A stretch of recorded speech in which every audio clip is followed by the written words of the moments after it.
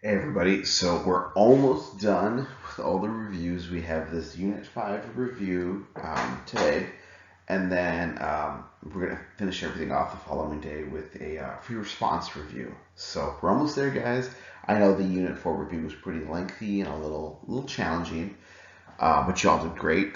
For those of you that have already checked already, and that's awesome. So today's review is actually going to be a lot shorter than yesterday. So let's go ahead and get started with Unit 5 here. So for this first question, it says, given the parent function f of x equals the square root of y, and I'm going to rewrite that here. F of x equals the square root, and I said y right now, I'm sorry, square root of x. Write an equation after the function has been horizontally compressed by a factor of 1/2 and then vertically stretched by a factor of 3. So we have two types of transformations, horizontally compressed and vertically stretched by a factor of 3. So let's talk about the one that we're usually pretty familiar with, which is the vertical stretch. With a vertical stretch, we know that we have some type of value where a is going to be greater than 1. So I already know for sure that you guys will say, okay, cool, well, we have f of x equals 3 square root of x. This is that VS here, that vertical stretch by 3. So I know you guys are going to be really good about that. We do need to talk about this horizontal compression by a factor of 1/2 though. So what happens when we have a horizontal compression, we have a lot of the same ideas happening, but that's actually going to happen inside the radical here. Okay? And it's always going to be like the opposite of what's happening. So the way we set that up here is we'd say f of x equals 3 square root. So if we said horizontally compressed by a factor of 1/2, okay, I'm going to show you the long way and then I'm going to show you the just quick and easy way here. It's actually going to be 1 over 1 over half of x. Okay? And you're probably thinking like, whoa, what's going on here? Just hold on. So what happens here is we'd have f of x equals 3 square root 1 over 1/2 of x is just 2x. And this is it. This is your answer. This first part here is your vertical stretch, which again, I know you guys are going to be pretty solid about. And then this here, this 2 is our horizontal compression. And so, like I promised you right now, how do we make this easier for you guys to remember? So vertical stretch and vertical compression, those stay as is. It's a vertical stretch if A is greater than 1, right? And it's a vertical compression if A, the absolute value of A, is between 0 and 1. Agree, right? It's like some type of fraction. But what about the horizontal? Okay, the horizontal stuff, which is what we're talking about here, that's always going to be like a lot of the same rules, but the values are going to be flipped. So we're going to have some type of, if we have a vertical compression, like here we had a, I'm sorry, not vertical. Here we have a horizontal compression. Okay, a horizontal compression of 1/2 is just going to be equal to 2. You just flip the fraction. If we had a horizontal compression of 1 over 3, you just flip the fraction. A horizontal compression of 1 over 6, you just flip the fraction. So that's all it is with the horizontal stuff and the way it changes it. Typically, that's why we always discuss vertical, because it doesn't have this rule, but you're going to be tested on horizontals as well. So anytime you have some type of horizontal change, you just got to flip it, okay? Let's do another one together, and then I'll cut you guys loose. So let's look at this one. We've got f of x equals the square root of x. It says we have a horizontal compression of a factor of 1 over 5, and a vertical stretch by a factor of 6. Cool. So let's do that VS of 6 first. We'll say f of x equals 6 square root of x. VS done. Okay, well, what about that horizontal compression by a factor of 5? That horizontal compression, I'm sorry, by a factor of 1 over 5 is just going to be equal to 5, and that's going to be inside the radical. So our answer would be f of x equals 6 square root of 5x. And we're done. That's it. Okay, I know it's tricky at first because, I mean, 90% of the time we talked about the vertical changes and only about 10% of the time the horizontal stuff. But I want to make sure that you're ready for the exam for both. Okay? This is your question. If you have any issues with it, let me know. I'm more than happy to check it. And lastly, this last question here for you guys. Okay, so you can pause the video, do what you need to do, and then that's it for this skill. Let's go ahead and move on. I really, really like this problem. So it's to solve for x, the square root of x minus 1, all of that plus 3 equals x. So how do we solve this? Okay. It's a little bit of a challenging problem, but it's a lot the same things that we've done in the past. So we're going to have the square root of x minus 1 plus 3 equals x. And we need to solve for x. There's several ways of doing this. If you have the calculator, you can plug this in, you can end solve it. Sometimes the calculator works with it, sometimes it doesn't, but you need to be able to do this by hand as well. So the first thing we're going to want to do here is we want to isolate the square root, or isolate the radical, so we're going to subtract 3 from both sides. This goes away. I get square root of x minus 1 equals x minus 3. Okay, so then what? Well, I need to get rid of this square root. This is the thing that's messing everything up. So to get rid of that square root, I need to square both sides. And remember, when we square an entire side, we have to put everything inside parentheses. The square and square root simplify out. I have x minus 1 equals, okay, so x minus 3 squared. What's happening here? Well, we have to actually box method that out. I know some of y'all like the FOIL method. Whichever method works for you all is good. X minus 3 times x minus 3. X times x is x squared. X times negative 3 is negative 3x. Negative 3x. And lastly, negative 3 times negative 3 is a positive 9. So when we pull all these values out, we get x squared minus 3x minus 3x plus 9. We can combine like terms, so we get x squared minus 6x plus 9. So we're going to have that here, x squared minus 6x plus 9. So we still don't have x by itself. So what we're going to want to do is we're going to want to get everything on one side. So to do that, I'm actually going to subtract x here on both sides. So I have negative 1 equals x squared. Negative 6x minus 1x is a negative 7x plus 9. And let's move this up here. I'm going to separate this out. So we'll have negative 1 equals x squared minus 7x plus 9. We'll then add 1 to both sides. This simplifies out. So I have 0 equals x squared minus 7x plus 10.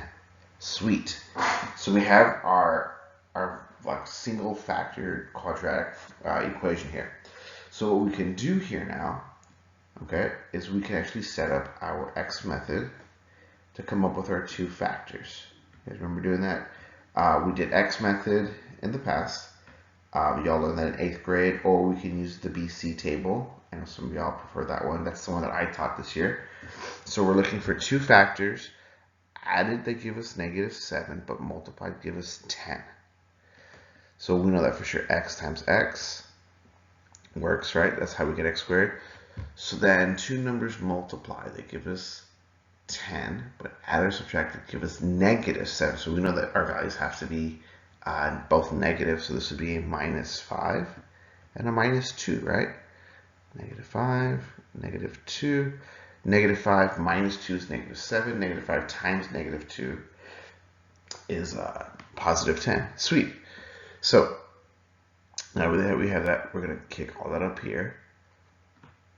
And it wants us to solve for x. So now that we have the factors, we simply just take those factors and plug them in. I'm sorry, set them equal to 0. We get x equals 5 here. Just do the quick math there, and x equals 2, right? We set these equal to 0.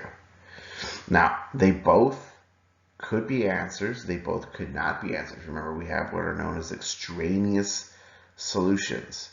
In the past, I taught you guys, if you're taking values, squared values of negative numbers, we're probably going to get some type of extraneous solution. This is a little different because we don't know which one it is. So we actually need to substitute these back into the equation very quickly. Square root of 5 minus 1 plus 3 equals 5. All I did is I plugged in the 5 to the original equation. We get the square root of 4 plus 3 equals 5. Square root of 4 is 2 plus 3 equals 5. 2 plus 3 is 5 equals 5. This is good. So for sure, x equals 5 is correct. We just double confirmed it. Okay, we're going to go ahead and do the same thing with the 2. We'll say square root of 2 minus 1 plus 3 equals 2. The square root of 2 minus 1 is 1 plus 3 equals 2. Square root of 1 is 1 plus 3 equals 2. 1 plus 3 is 4 equals 2. This is not true. This guy is extraneous. So our only answer is x equals 5.